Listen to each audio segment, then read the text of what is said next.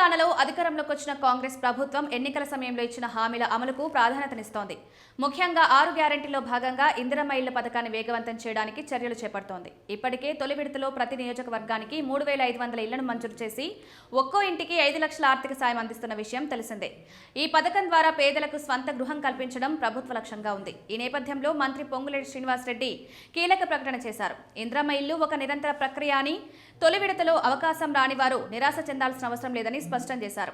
అర్హత ఉన్నవారు ఎప్పుడైనా దరఖాస్తు చేసుకోవచ్చని, తదుపరి విడతల్లో వారికి కూడా ఇల్లు మంజూరు చేస్తామని హామీ ఇచ్చారు. దీంతో అర్హులైన పేద కుటుంబాలకు ఇది ఒక పెద్ద ఊరటగా మారింది.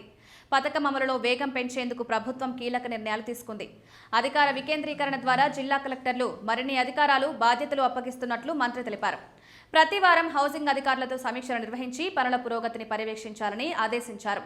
రాజకీయాలకు అతీతంగా పార్టీలు చూసుకోకుండా అర్హులైన ప్రతి ఒక్కరికి ఇల్లు అందించాలని ప్రభుత్వం నిర్ణయించింది.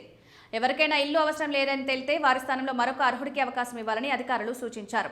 మొత్తానికి ఇందిరమ్మ ఇళ్ల పథకాన్ని మరింత పారదర్శకంగా, వేగంగా అమలు చేస్తూ రాష్ట్రంలోని పేదలకు గృహ సౌకర్యం కల్పించేందుకు ప్రభుత్వం కట్టుబడి ఉందని మంత్రి పేర్కొన్నారు.